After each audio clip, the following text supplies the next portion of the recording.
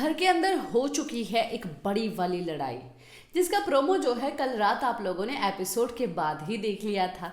अभी आप लोग मुझे ये बात पूछेंगे कि खुशीरू कौन से प्रोमो की बात कर रही हो? अविनाश रज्जो के प्रोमो की बात कर रही हो? करणवीर और विविन के प्रोमो की बात कर रही हो, या नॉमिनेशन टास्क की बात कर रही हो? नहीं भाई, पहले से ही चलते हैं पहले वाली लड़ाई, जो कि सुबह सुबह हुई थी, जो कि अविनाश रज्जो और चाहत पांडे के बीच में हुई थी।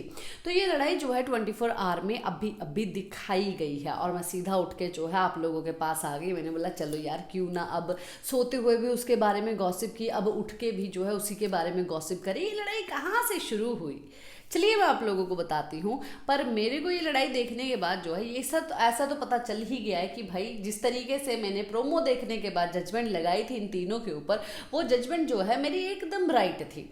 कोई सही नहीं, कोई गलत नहीं।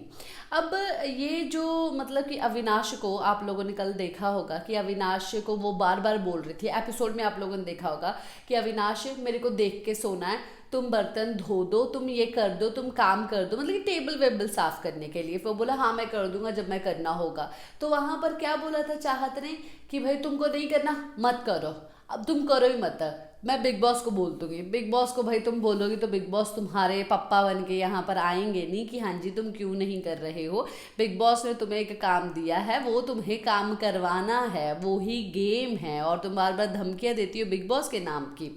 तो अविनाश ने बोला कि भाई मेरे से ये चीटिंग करती है, ये गंदी लड़की है, ये बहुत चीटिंग करती है, इसने ले लिया है, मैं ऐसे गेम नहीं खेलूंगा, इसने ले लिया है। ये शायद 24 आवर में दिखाया गया था, और इसने मेरे से वापस जो है ले ली है ड्यूटी, अब मैं क्या करूं, देखो इसी ने ले ली ड्यूटी। इसीलिए उसने रात को जो है टेबल साफ नहीं किया, और सुबह जैसे ही उठा तब चाहत ने देख लिया कि भाई टेबल साफ नहीं है।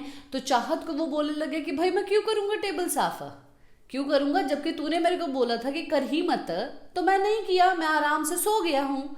तूने मेरे को बोला, और फिर उसके बाद तू ड्यूटी भी छीनेगी, और फिर उसके बाद तू ऐसा भी बोलेगी, फिर खुद की ही बातें भूली हुई, तो खुद ही बोली हुई तो बातें खुद ही भूल जाती है। ये चीज़ें जो है वहाँ पर बहस बसैया हो रहा था। बस चार्ज कर गए हमारे रज्जो साहब।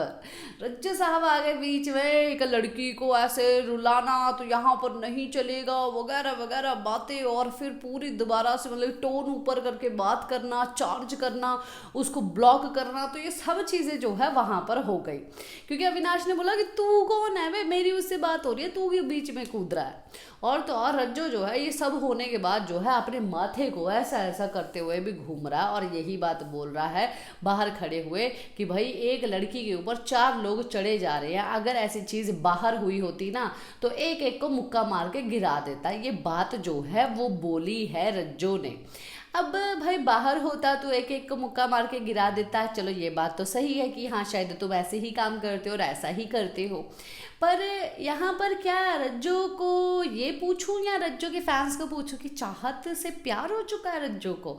बड़ा ही प्यारा सा बंदा लगने लग गया है रज्जो, और वो भी चाहत पांडे के लिए, मतलब कि वो होता नहीं है कि अबला नारी के लिए खड़ा हो गया एक मर्द, और मर्द जो है सब दुनिया से लड़के उसको उसका इंसाफ दिलाएगा। इसी के साथ मैं लेती हूँ इजाजत, नमस्कार।